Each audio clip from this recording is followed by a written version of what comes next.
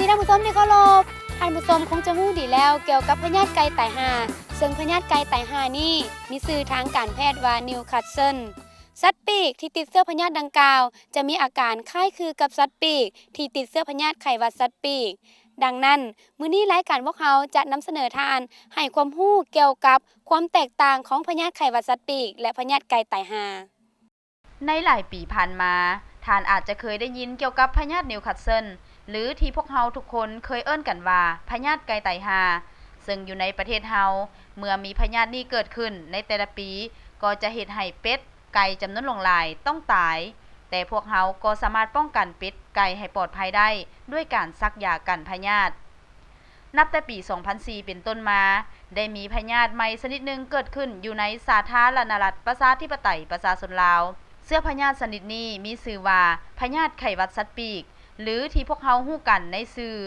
H5N1 พยาธินี้เบิ่งแล้วอาจจะคล้ายคือกันกับพยาธิสัตว์ปีกชนิดอื่นๆที่เคยเกิดขึ้นและก็มีความเสียหายคล้ายคือกันคือมันเฮ็ดให้สัตว์ปีกจำนวนหลงหลายต้องตายแต่จุดที่แตกต่างจากพยาธิไก่ไตห่าแม่นพยาธิไข้หวัดสัตว์ปีกสามารถติดต่อใส่คนและเฮ็ดให้คนที่ติดเชื้อพยาธิไข้หวัดสัตว์ปีกเสียชีวิตได้พยาธิไข้หวัดสัตว์ปีกและพยาธิไก่ตายห่านี่ถ้าเฮาจะเบิ่งอาการของมันนะจะบ่มีหยังแตกต่างกันหลายเนาะถ้าเฮาจะเบิ่งตั้งแต่อาการภายนอกนะยกตัวอย่างว่าอัตราการตายไก่ตายห่ากับอัตราการตายสูงคือกันไข้หวัดสัตว์ปีกก็มีอัตราการตายสูงแต่ว่ามันจะให้เฮาตำจุดพิเศษได้อยู่บนว่าไก่ตายห่านี่มันจะตายตั้งแต่ไก่เป็ดจะบ่ตายแต่ว่าไข้หวัดสัตว์ปีกนี้มันจะสามารถเฮ็ดให้สัตว์ปีกนี่ทุกชนิดตายได้หมดนับทั้งเป็ดทั้งไก่ทั้งห่านทั้งหยังเนาะแต่ว่าคือเฮาฮู้แหละเป็ดเป็นตัวที่ถือเสื้อมันจะบ่ตายง่ายๆแต่มันก็จะมีเสื้อแต่ว่าสิ่งที่ถ้ามันตายปั๊บมันก็ตายแบบกระทันหันแล้วก็เป็นจำนวนหลายเนื่องจากว่าพวกเฮาบ่สามารถจำแนกหรือสังเกตความแตกต่างระหว่างอาการของสัตว์ที่ติดเชื้อพยาธิไข้หวัดสัตว์ปีกและสัตว์ที่ติดเชื้อพยาธิไก่ไตห่าด้วยตาเปล่าได้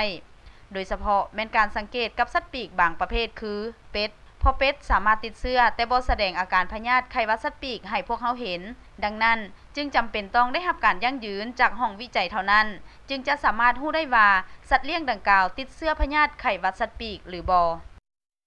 พยาธิไข้หวัดสัตว์ปีกบ่คือพยาธิไก่ตายห่าและคนเฮาบ่สามารถติดเชื้อพยาธิไก่ตายห่าได้กงกันข้ามพยาธิไข้หวัดสัตว์ปีก H5N1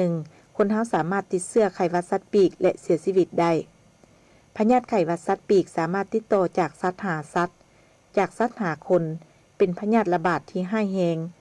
สัตว์ปีกที่ติดเชื้อ H5N1 แม่นล้มตายเป็นจำนวนหลวงหลายท่านผู้ชมพยาธิไข้หวัดสัตว์ปีกล้วนแล้วแต่มีความอันตรายต่อกับสัตว์เลี้ยงของทานและชีวิตของทานพร้อมกับคนที่ทานรักอีกด้วย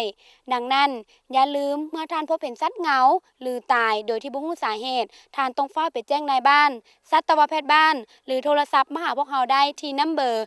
166ได้ตลอดเวลาโดยบ่ได้เสียค่าโทร